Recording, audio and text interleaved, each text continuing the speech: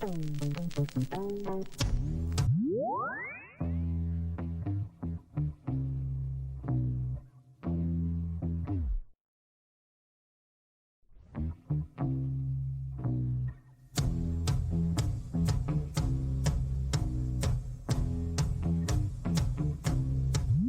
is for the city, for the city.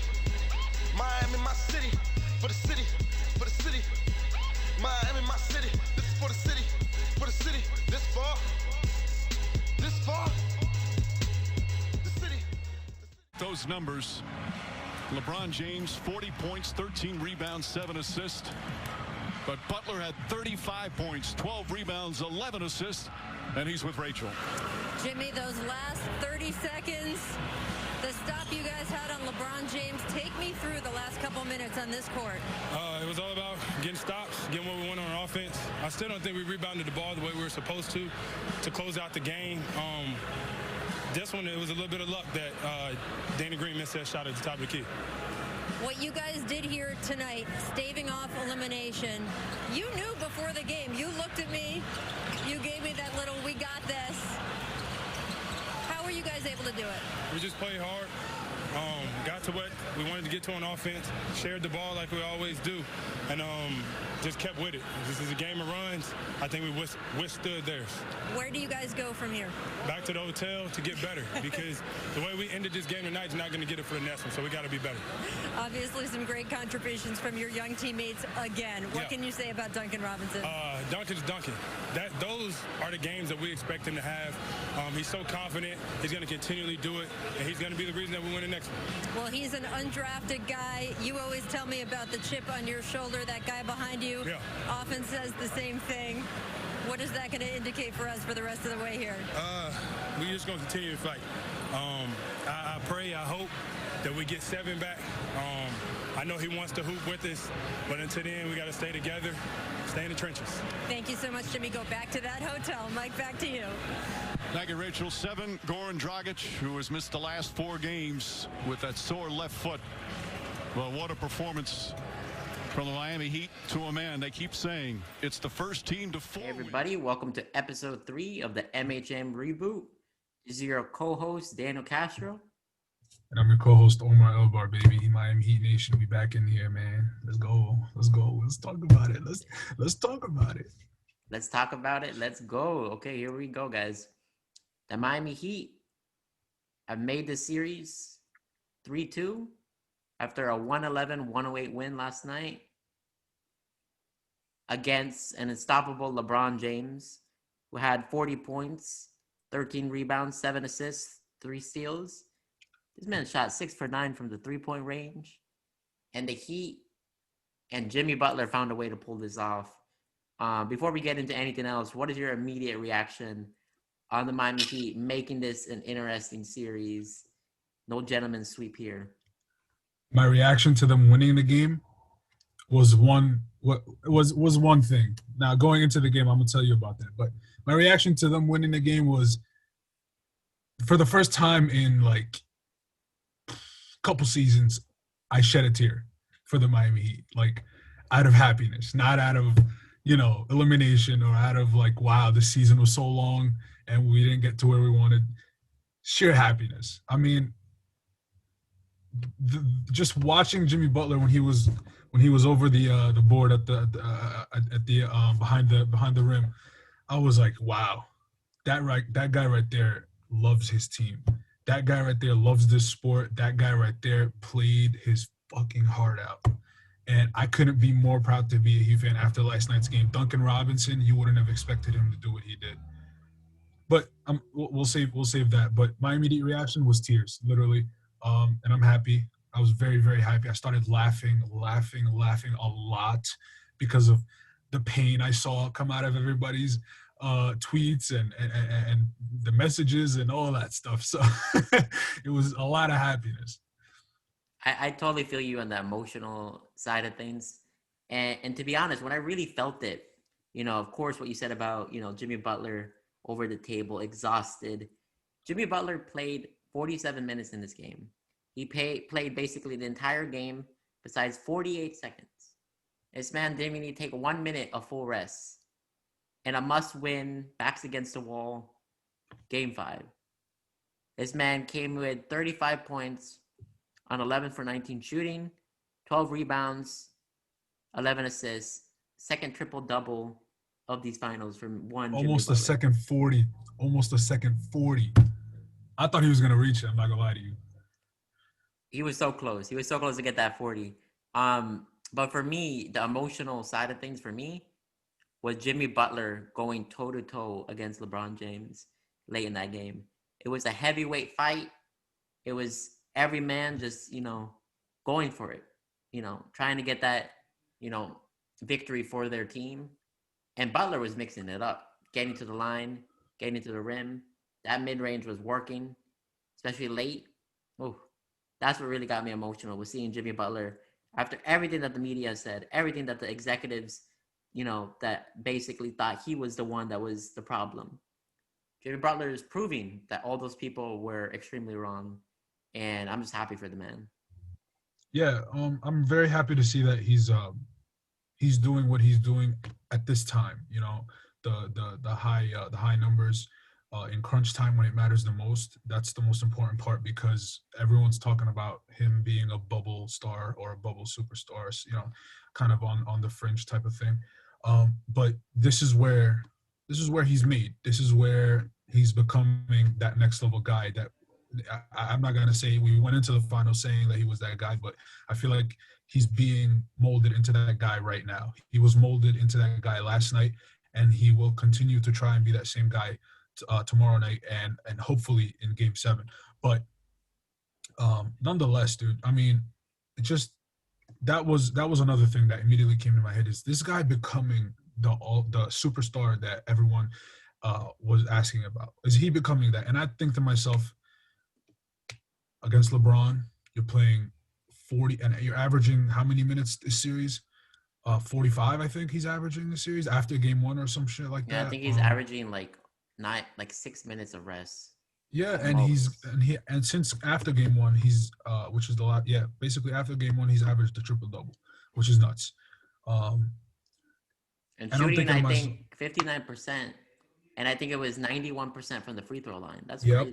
Going into last night, it was 91%. I think he shot 100% last night. So I mean, I'm pretty sure that went up. Yeah, 12 for 12. Yes, but like against Anthony Davis, against LeBron, against the team that, although we have our questions about, they're still the Lakers. They're still the team that made it to the finals. They're still led by LeBron and still led by this and that. So like, you gotta love it. Bam not being there, Goran not being there, or Bam not being there 100%, Goran not being there completely. You were looking for support from Kendrick Nunn. You were looking for support from your shooters, and shout out to those kids for coming through. But he's the sole reason.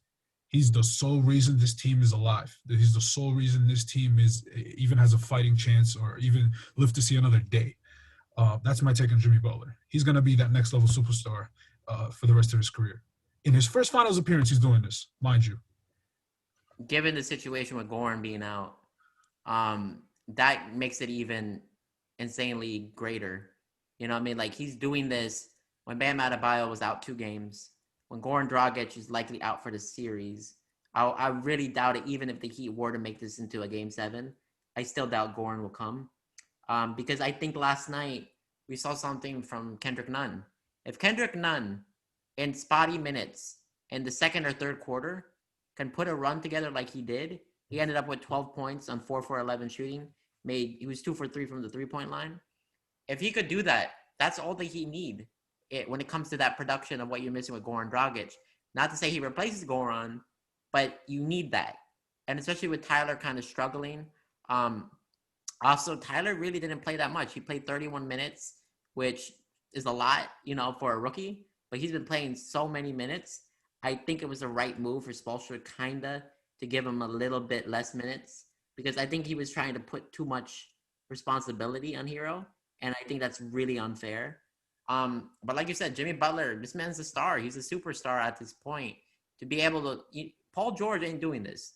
James Harden ain't doing this.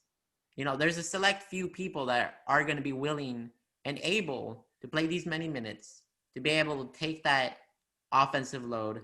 And like you said, Bam Adebayo, he played tonight, but he could tell he was really bothered. I think it has to be, him dealing with the neck and shoulder injuries because this man could barely rebound the ball. He had no strength going up to the rim. And the only great thing that he offered the whole game was his defense, which still invaluable because he could switch off on AD. He could switch on LeBron, has the speed, has the size. But yeah, Jimmy Butler's just been on a tear right now. I was very disappointed last night in general because the Heat were missing point blank shots. A lot of misses. Yeah, a lot of misses at the rim, especially from Bam. And now I took, of course, into consideration that he might be dealing with something, but at the same time, it's like, damn, like you've shown us up to this point how tough you are. I'm not gonna sit here and bash the kid. I mean, God damn it, he's like a year older than me, but like, you know, still, it was kind of disappointing, like, because it got me worried. It just got me worried for like the future and like the rest of the series. That's all it really was with me with Bam. So I was worried about that part. Tyler Hero, of course, he, like you said, he didn't play that many minutes, but when you take the load off, it clearly has an effect on his confidence. But in a good way, because he was more efficient last night. He was locked in and he made the shots he was supposed to make, unlike the other games before. Yeah, I mean, definitely for me, what was worrisome was, for me, I wasn't worried about this game with Bam. I mean, no, I was worried about this game, not really the future of the series, because, you know, that's the mentality, that one game at a time type of thing. And I was just terrified. I was like, they're not going to have enough. But the person that really allowed the Heat to get an opportunity late and stay with it, the Lakers got, I think at one point, they had like a 1-point lead or 2-point lead with like 7 minutes left, and that's where everybody was freaking out.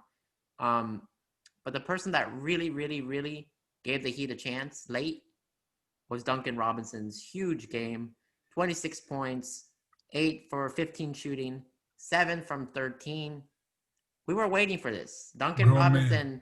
We were waiting for this game all playoffs long, and it came at the right time. Just love that fadeaway shot of his. I don't know. That release is weird, but you know, Wayne Ellington was very elegant, you know. But Duncan Robinson, so I know. It's just out of nowhere. It just goes up.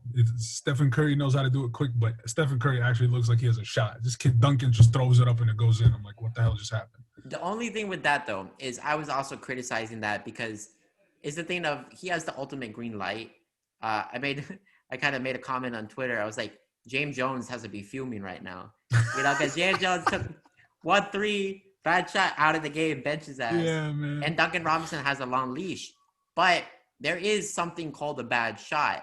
And I like what Swalcher says about him being aggressive. He needs to be aggressive. And that's the thing about what the major difference is. The Miami Heat are a dominant offensive team when he's on the court. Just because of that presence and just because of all the attention that he garners. It's just his movement. He's constantly moving. I do think he took some terrible shots, but he made the shots that mattered, right? And he was able to develop a rhythm throughout the entire game. And that was just huge. Like that late three, the Heat were really kind of struggling late to score a little bit before Jimmy started going back and forth with LeBron. And Jimmy, like that beautiful dish to Robinson, you know, KCP was sleeping for a second, and boom, that's all the amount of time that he needs. Duncan Robinson's story, people don't know about that. Remarkable. You know, for a Division III player to make it to the NBA undrafted and to become this huge, second best player in an NBA Finals game, that's crazy. Yeah, second most impactful player in an NBA Finals game.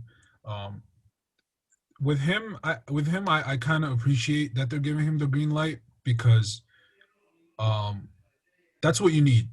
Right now, what you need because I kind of get into the game kind of right now is we've been seeing a lot of really good ball movement. The ball doesn't stick with this team, and even with Wayne Ellington on the team last year, the ball used to stick. So now that you have this younger player, this guy who still moves fast, this guy who can release the shot quick, I would give him the green light. I would give him the confidence to shoot the way he shoots because 8 times out of 10 the ball's going to go in. I mean, obviously when players are wide open, it kind of something happens and they might kind of just lag a little and they miss the shot. but the kid literally makes the toughest shots you can see a three-point shooter make. And back to the ball movement, his movement off the ball alone, like while the ball is moving, he's going to go find it. He's not even going to wait for it. He's going to go find it in the offense. And that's the best part about this team right now is this ball movement is just their ability to, not their ability, but their willingness to put effort into passes and make plays. That's what's important. You can have ball movement. Any team can have ball movement. Your willingness to not give up on plays, your willingness to make tough passes is why they're really why they're still in this, because that's the real kind of resilience you're talking about here, is the willingness to do whatever it takes. And some of those passes I see are tough. They really are. So I'm proud of that part. I'm proud of that part that he's actually fitting in that type of atmosphere on the court. The Miami Heat offensively, what they've been doing the last couple of games, especially, with Goran out, they don't really have that pick and roll player that could really, tear up the Lakers defense. So the Heat are basically relying on, making a lot of handoffs. And it's something that, especially with Bam and Duncan, that's like the two-man game. This is excellent. But Jimmy has been doing that a lot with him, where basically, if Robinson gets denied, they just keep going at it for 2 or 3 times. And just for a split second, he's going to get a little bit of space, and that's enough for him to throw it up. And that's just remarkable, the Heat being able to adapt, knowing that, hey, Jimmy Butler has to do so much. Bam is a little hobbled right now. So, they got to figure out any way to get something going on offense. And they're being really creative. And that has to go to Spo. Coach Spo is, he's a scheme guy. He's the one that is putting the Heat in the positions to be able, to try to be as fluid as possible offensively. And talk about their offense. They shot 45% from the field. The Lakers shot 46.3%. The Miami Heat finally had a good three-point shooting game. They shot 42%, 14 makes. The Lakers shot 36 from 3. And again, that's kind of the Lakers number, 36, 33. That's around, what their average is. The 42%, that's around what the Heat should be going with. And they barely have done that this series. And, I think a lot of Heat fans were saying they needed a big three-point game. And it wasn't necessarily everybody was knocking down threes, but, pretty solid numbers from the Heat right there. But as far as this Heat team, the Miami Heat have 7 players averaging double figures in the series. The Los Angeles Lakers have 3 players that are averaging double digits. That's what people were saying about the Miami Heat. And this is the thing, it's not trying to be a cocky Heat fan. If Goran Dragic was in this series, this would be backwards. It'll be Heat 3-2. And I think that even some Lakers fans will kind of agree about that, because they do know what Goran Dragic brings and how important he is to this offense. And that's just remarkable. That is what, is giving the Heat a chance, is their depth. And, thankfully they're stepping up right now. You think that do you think that Goran's absence had any effect on the Lakers' comfort after game 1? Or do you think that's just their lacking ability to close out and just their inconsistency? I think with the Lakers, with Goran Dragic, to be honest, I think they're kind of relieved. Even though KCP and Caruso have been pretty damn good getting over screens. And I feel like that's something that's been giving Hero a lot of problems, especially Caruso. Caruso low-key is long. I know I make fun of him a lot on Twitter, but he's a pretty damn long player. He's way bigger than you think. So he's been giving, Tyler a lot of problems off the bench. But not really. I think that the Lakers are kind of, they kind of have to be glad that Goran's not in there, because that is just another, with the pick and roll. I don't think anybody could guard that, because he could get to the mid-range, get to the rim. He's been really good from 3 in these playoffs. The Goran Dragic injury is huge.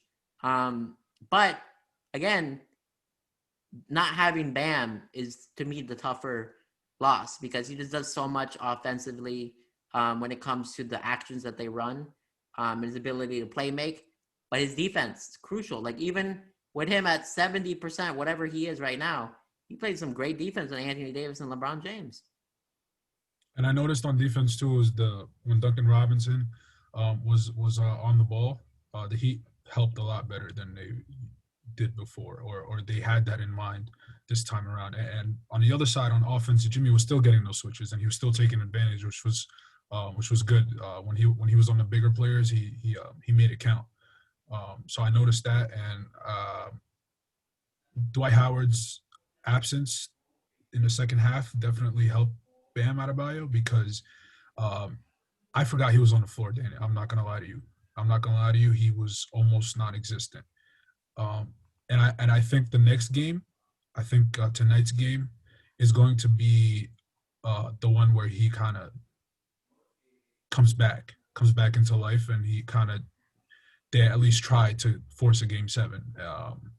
Now we can talk about whether or not that's a prediction we can make, but this team ain't done. This next game ain't the last game. This ain't another game where they think they're done. It will never be that way, but this game is definitely a wake-up call for the Lakers. They better play well or it's over, because we all know when it comes to Game 7, it's not going to just be it's not going to be the Lakers are going to win tonight. I know LeBron is a monster. I know Game 7 you don't play with LeBron James, but the way the narrative has gone this series and constantly shifted back and forth, I don't know if we're going to go to this Game 7 saying LeBron got this. I don't know that. I'm just going to be honest. And hopefully, for the Lakers' sake, Anthony Davis's heel is not going to bother him. So, yeah, I think there's a lot of stuff to unpack there. I think I like what you said about the help defense by the Heat. Somebody that was really good on that end was Duncan Robinson. And I'll be honest, late in the game, him being out there on defense late in the game against the Lakers, I was like, what is Spoelstra doing? This makes no sense. I mean, I know that the Heat had no timeout, so it's kind of like this weird game of playing offense and defense, even though you're playing defense, because you could have got the ball back and, spacing the floor and all that. But I was just like, damn, LeBron's going to switch off on him, is over. You get what I mean?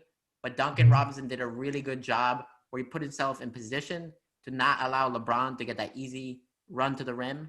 And he went back to his man. They rotated. And, in that case, let's talk about the end of this game before we get into, our predictions for Game 6 and moving forward in the series. And, of course, talking a little bit about Anthony Davis. Danny Green had an excellent opportunity, 11:06. So basically 54 seconds left in the game. LeBron James, at top of the key, drives to the rim. Jimmy Butler on him. No, everybody on him. Everybody on him. 2 people come to help. Bam was ready there. LeBron goes. Some people were criticizing him, saying that he should have taken the shot.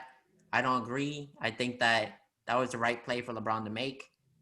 If he's double teamed or, one-on-one, yeah, he should take it. I think even if he was double teamed, I feel like he could have got enough off. But he legit almost had 4 guys on him, like you said. So LeBron made a great play, great pass, kicked it out. Danny Green, top of the key, 54 seconds. This man bricked the hell out of that shot. Front rim. I'm not going to make fun of Green too much, even though he looks like Lionel Richie's lost son. So, bro, look at his, research it, bro. Look up Lionel Richie. At exact. Oh, I see it. I don't even have to look at it. He front rimmed it. You got a second chance opportunity by one of the Morris brothers, Markeith, I'm not gonna even say. Is it Markeith? Yeah, Markeith. Got the offensive rebound. I thought the game was over. I thought this is done, and he just threw a bonehead pass, sailed out of bounds over Anthony Davis's head by 4 feet. Miami Heat get the ball. Tyler Hero ends up making 2 huge free throws. 20-year-old rookie. 3-point lead for the Heat. No timeouts, Lakers. 1.6 seconds remaining, I believe. Mm-hmm. Game over. There's the Game 6. What's up, y'all? And also Dwight Howard's a little biatch for being thinking that you can take out Jimmy Butler, bro. Almost decapitated his ass. That was definitely intentional. Definitely. But end of the game, there was a lot to unpack in the end of the game, man. First, Duncan Robinson and Kyle Kuzma. That was hilarious to me. Just watching Kyle Kuzma flail like a little kid. Ballerina. Like, are you serious? Like, come on, man. That was worse than the foul that got called earlier that people were talking about. But nonetheless, come on. Like, this whole dancing, flailing in the air like a little kid, just stop it. Then you get to the end of the game, right? And then we're talking about Danny Green misses the open shot, right? Okay, I can understand why that might be. So he's wide open on the front. He expects the ball to come straight to his spot. He has to adjust a little bit. There's a little bit of sports science that goes into that. Okay, that's fine. But then the rebound, right? Anthony Davis tries to get into position, but he's being fronted, and I'm going to talk about that defense in a little.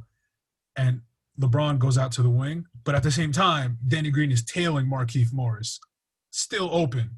Now, someone was telling me, oh, he could have passed it off to Green and got another three. I understand. They could have recovered, though. That's one thing. The other thing is how you're facing in your peripheral. LeBron should be like, he should be in your line of sight somehow. Like, what happened there? Like, you should be able to just toss it to the wing, and LeBron will most likely would have made that shot. But I don't know what happened. I think he was just focused on trying to get it to AD because it would have been a high percentage shot. And I don't know how, maybe it would have played out a little differently, but that's three things right there. The bad pass, two open people, two open players who could have made the shot. But then again, why was Anthony Davis not in position? Because he was being fronted. And this is why also the Heat have been successful against this Lakers team and their bigs and their size. They're denying the heck out that ball every time they come down the floor. Jay Crowder has been amazing at that. Amazing. And I'm looking at everybody. Duncan Robinson is fronting players. Like, you know what I mean? Like, I'm very, like, it's very annoying. And that's what we want, obviously, as Heat fans, is annoying defense. And that's what we are. We're annoying defenders, which is a great thing. But that's something people gotta start looking into more. Is the not only that we're a great defensive team, but how do we apply that on a team that go into the series with the size advantage on us, and a team that is able to go down low when we allow them to. Yeah, if you want, I guess let's talk a little bit more about the defense that the Miami Heat are running on Anthony Davis. A little bit more detail. I mean, that was really the thing I noticed most this whole series. Just the fact that they were fronting him a lot really well. What do you think about the adjustment that the Lakers made with putting AD on Jimmy Butler, and kind of how that was different in this game? In Game 4, Jimmy Butler seemed really bothered by it, but I felt like Jimmy Butler was just being, aggressive even when AD was matched up on him. Did you see anything different there? Well, I know about the adjustment they made in Game 4, right? And that's when it started, sort of. But I think it was unexpected, and that's why Jimmy wasn't so hot, especially because he started off well, and then I'm pretty sure that was the game, right? He started off Game 4. He started off kind of good, and then the game kind of tailed off, and he wasn't that great. He had a great start. Yeah, right, exactly. So that's the Game 4. So obviously it wasn't expected. He had to adjust, but he wasn't in that mindset yet. I don't think he was in the mindset of, this is what they're going to do now. And AD's a versatile defender, obviously. The guy can handle the ball on offense. What makes you think he can't move his feet on defense? I'm not surprised, because I wouldn't trust anyone else on that team besides LeBron to guard Jimmy Butler. Like, who else? It doesn't make LeBron, they're going to probably probably try to preserve him. Maybe that's what it is. But the length on Jimmy Butler is important, because the guy could create his own shot. So when you have AD guarding a Jimmy Butler who can make fadeaway shots, who likes to drive into the lane and not necessarily shoot it at the rack, that's important. Length is super important in those type of situations. But then he's also a guy who can make shots on the outside of the perimeter. So you want that length out there too. So if you're able to move your feet as an Anthony Davis, and you're able to block shots the way you do, and use your length to your advantage, why not guard Jimmy Butler, the scorer who's going to basically stop you from taking it to Game 7? And it was a good strategy, but again, the Heat played a good two-man game on offense, and it gave Jimmy Butler switches, and it gave him open shots. And the guy was just confident. I mean, he literally shot it over him like it was nothing. I mean, you saw I think you mentioned the flat-footed three. I think it was over Anthony Davis. It might have been. I forgot. Right. The fadeaway to end the half. I mean, I don't think he cared. I think it was just the fact that he went into the game with a different mindset, and that's what he came out of it. That low key, I tweeted about that. It felt like that three to close out the half that seemed like that single-handedly preserved that great half for the Heat. Yeah, Because if that didn't go down, the Heat were up 1. And I don't like to play that because that's what the ESPN guys say. But that would have been good if the Lakers would have went into the half only down 1, given how well the Heat played in the half. So thank goodness Jimmy Butler made that shot. And I'm looking at that replay of the Morris pass. And to be honest, Bam was in decent position. But Anthony Davis, if that's an even decent pass, he's going to get fouled. He's going to get free throws.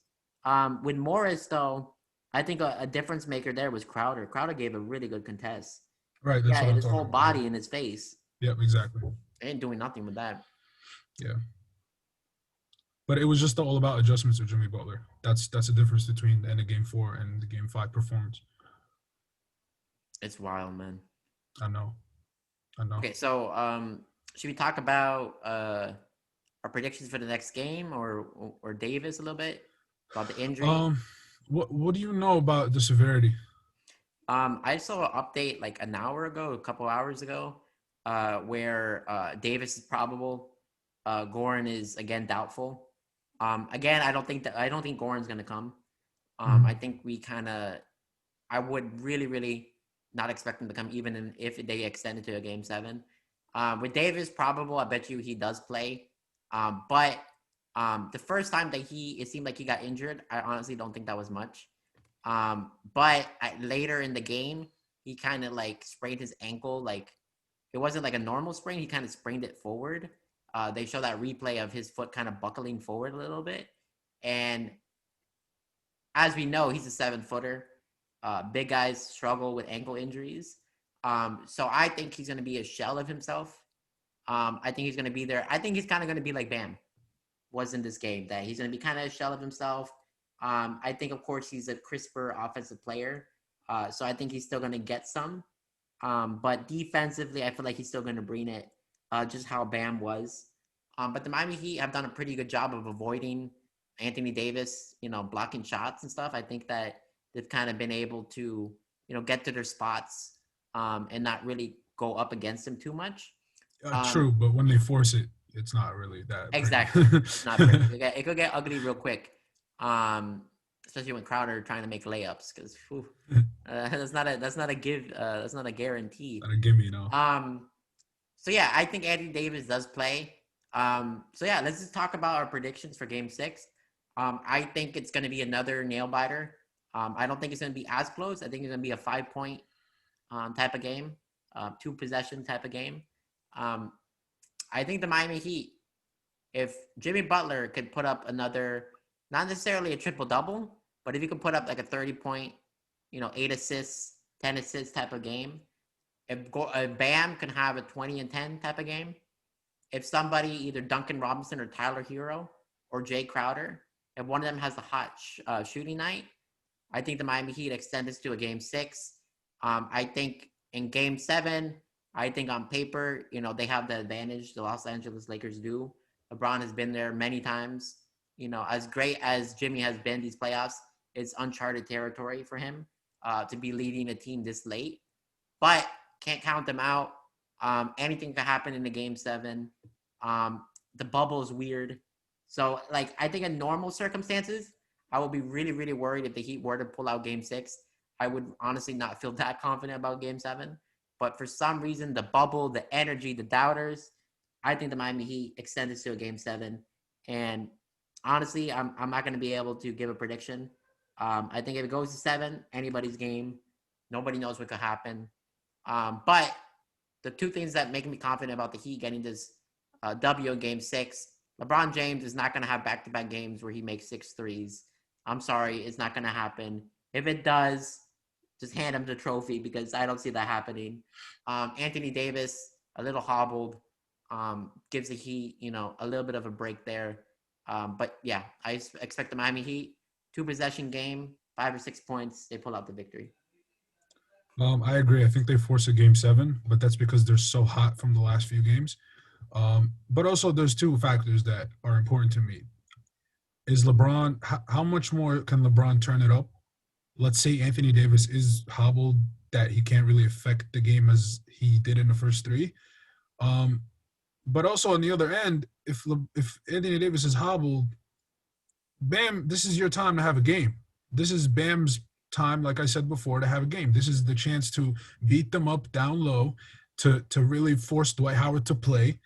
And if Bam can have a good game, I feel like one of the shooters can take a night off, and I think we can win this. But if not, if Bam is going to be the average 15 and 10 guy again, then or 15 and 7 or whatever it is, then I think it's going to have to be another shooting heavy game that the Heat pull out this W. But again, the two factors are how much is LeBron going to turn this up, and what is their game plan going to be without a fully healthy Anthony Davis, if that's really the case. If we're talking about something that he can run off and not feel the pain, like there are some things like that, then we should be worried because he's going to play through it. At the end, we all make jokes about him being made of glass.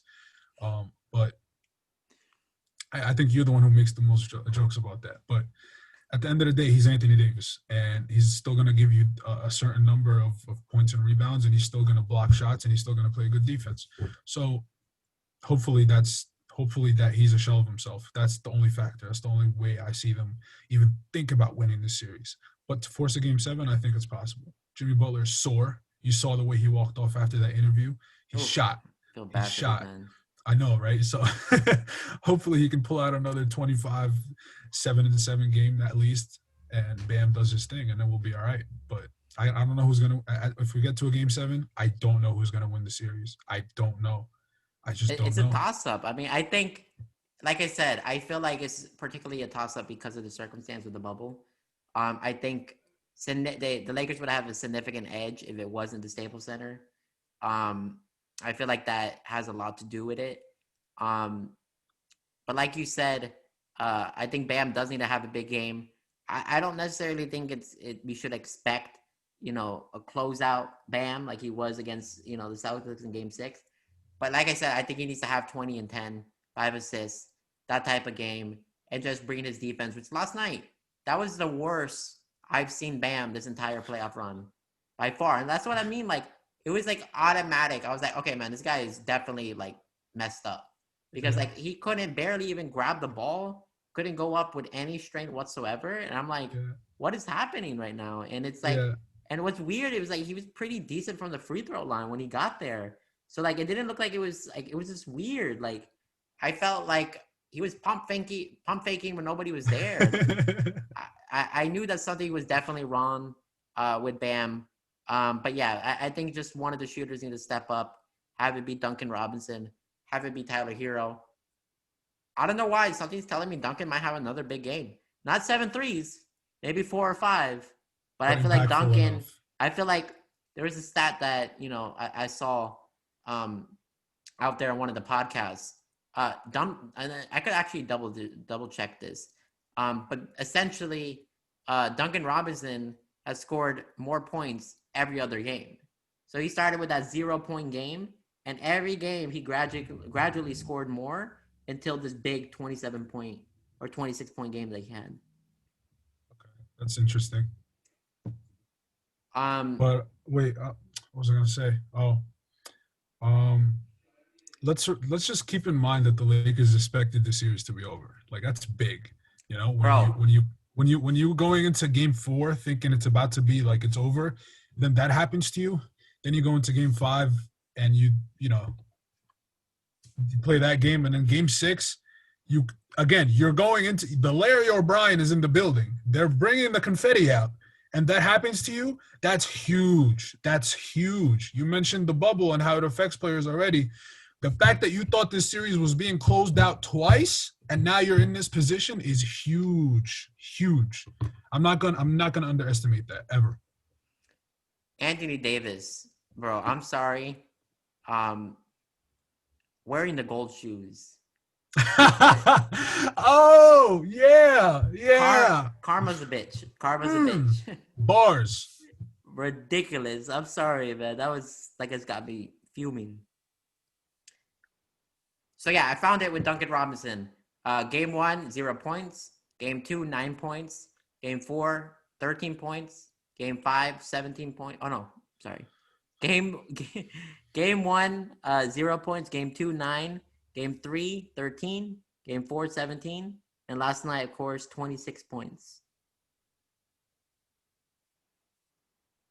I don't think that trend's going to go up more, but I feel like, if he has a 4 or 5 point, 3-point game, I feel like that's what the Heat need. Pretty much. I agree. I don't think there's anything else for us left to say, man. Yeah, I feel like I'm pulling shit out of my ass. No, not even. I don't know. It just being in the zone makes me think about the game, and I feel good about it. So, yeah, let's see what happens tonight. I think when people watch it, right now it's Saturday night. We're going to post it Sunday morning. People are going to watch this before the game. So, let's see what happens tonight. All right. Shout out my guy Yusuf. Shout out Mahmoud, the Heat fans. All right. Shout out Kadir. All right. All right. Shout out to Chris, Ahmed, Ibrahim, everybody who supports the Lakers. Mwah. I'm dead. All right. I think that for us to close this out, let's just say a couple of words to all these pundits, all these talking heads, all these naysayers, all the shit talkers, talking all this smack, gentlemen sweep. Who? What y'all saying now? I think that I have no idea how people are still underestimating this team after what they've done in this bubble environment, sweeping the Pacers, bitch slapping, back-to-back MVP, Milwaukee Bucks, one of the most legendary teams ever stat-wise, 5 games, the young core of the Boston Celtics, Kemba is the game changer. Kemba's, better than Irving. Because he didn't play. Kemba was a game changer because he didn't play well. All this stuff showing Tatum's kid, the disrespect. The Heat took care of business in 6 games. Yep. The Miami Heat are fighting tooth and nail. Jimmy Butler is in a heavyweight match against LeBron James without Goran Dragic, without his best friend, without the leading scorer in the playoffs. I'm sorry, but this is impressive. I'm glad the Miami Heat showed up last night. And regardless of what happens in Game 6, regardless of what happens in Game 7, we're ahead of schedule. I'm proud of these boys. Yep. Jimmy Butler, Pat Riley was right. Jimmy was right. I'm just happy. This is the Miami Heat culture in one roster. And there has to be some luck, but the Miami Heat ran up to some bad luck, and they're still fighting. So that's all I want to say to close this up. Omar, what do you want to say to all these fools? These naysayers? Y'all all know how I feel about my team. Let me just point out real quick something in case you haven't noticed. I've had a personal beef with everybody in the media that is not in a certain group of people for a while. I got a few words. I don't know how many because I haven't counted them, but none of y'all matter. None of you matter. You're just as pointless to heckling fans, to players. Like, you're just as pointless as heckling fans are to players. You mean nothing. You analyze for a job. Those guys don't care what you think. We don't care what you think. Cue the clip of Spo saying whatever the hell he was saying in the post conference. I'm gonna end it with that. Spoelstra said that Jimmy Butler looked like a champion before a champion is crowned. Just that. No, I'm talking about the one before where he goes, "We don't give a shit what everyone else thinks." Yeah, that's what it was. Yeah. That's what this was. Yeah. Cue the clip. Also, I heard that thing about Jay Crowder. He made some comments after the game saying that seeing the Black Mamba jerseys and the fact that the Lakers never lost with them, and he said that was kind of some motivation there. I don't even want to talk about that because that's another conversation. As if that wasn't also motivation for the Heat to go out and win this game. Exactly, but also people using that Kobe, tragic event. I don't think you need to add that to the conversation. I feel like that just low key kind of disrespectful to this guy's legacy. But okay, so I'm gonna end that. we're going to end this episode, the third episode of the MHM reboot. I'm going to share my screen right quick just to show you guys this picture real quick. Until the series is over, my red lights are staying on. Do it, bro. Whatever it takes. Look at this. There he is. Right there here. he is. Jimmy B. Jimmy Buckets. Walter Jimmy says, Buckets. A champion before a champion is crowned. Love it. Heat Lifer. Build him that statue. Let's go. Careful with that crown, Braun. Keep it on your head now. Careful now. Heat and 7, bitches. Bye, y'all. Let's go. Butler gets up into James, who wanted to shoot the three. Now makes his drive, gets in, gathers, and banks it home. Not afraid. He's embracing it. Already have 5 lead changes here to start. Jimmy Butler, the mid-range jumper, nails it. They couldn't convert. James, the crossover, the drive, goes reverse and banks it home. Much shorter, shot clock winding down. Butler gets in the paint. That mid-range jumper is good. Hands off to Hero, right back to Butler. Butler defended well, but overcomes Markieff Morris. Pass inside, Davis deflects it. Davis fouls, and Butler once again. Danny Green, tough pass, gets to Caruso. James tries a three-pointer. LeBron James, his second 3 of the game. He's got 14. Pushes it up the other way. James tries another three-pointer, puts it in. Trying to take away James's 3.